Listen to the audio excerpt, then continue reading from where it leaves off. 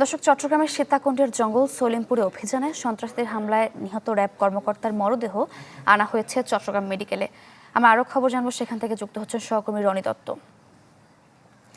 রনি, নিহত র্যাব কর্মকর্তার মরদেহ তো চট্টগ্রাম মেডিকেল কলেজে নিয়ে আসা হয়েছে, সেখানে এখন কি কি প্রতিক্রিয়া হতে পারে?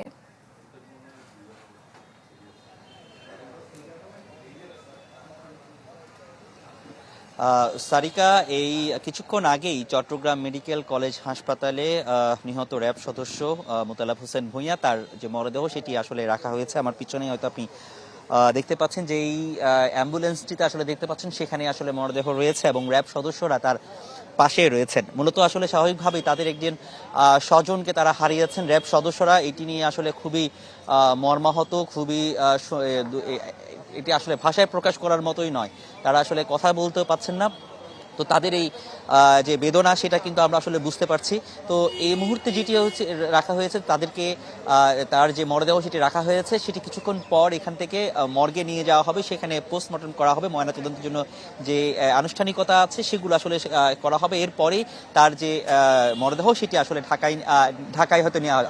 আমি একটু জানতে চাইবো যে কোথায় নিয়ে যাওয়া হবে পরবর্তীতে কার্যক্রম, বা কোথায় যাবে, তার পরিবার কোথায় আছে একটু যদি বলতেন। তার পরিবার এখান থেকে পোস্টমর্টম করার পরে আমরা আমাদের ব্যাডল্যান্ড সদর পতেঙ্গাতে নিয়ে যাব। ব্যাডল্যান্ড সদর দপ্তর, ওইখানে জানাজা হবে।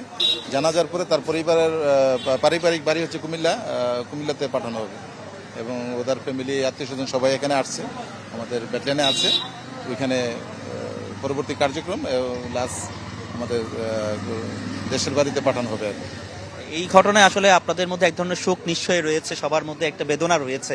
আপনারা নিশ্চয়ই সহকর্মীরা আসলে কি অবস্থায় আছেন? খুবই কষ্টদায়ক, এই কথা আসলে বলে শেষ করার মতো না। মানে আমরা সকলেই বিধ্বস্ত অবস্থার মধ্যে আছি। তবে এই সুখ কাটায় ওটা খুব কঠিন।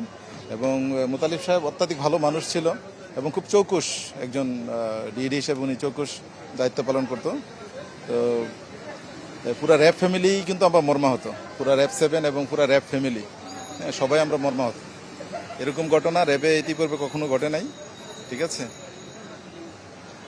আপনাকে অসংখ্য ধন্যবাদ। আসলে সারিকা, আপনি শুনতে পাচ্ছিলেন র্যাব সদস্যরা তারা আসলে সত্যি এই যে এই একটা ঘটনা, এটি আসলে সত্যি তারা মর্মাহত এবং তারা যেটি বলছেন যে কি এই ধরনের সন্ত্রাসী কর্মকাণ্ড তারা আসলে কোনোভাবেই বরদাস্ত করবেন না এবং এটা যে প্রয়োজনীয় যে ব্যবস্থা নেওয়ার সেই প্রয়োজনীয় ব্যবস্থা তারা আসলে নেবেন।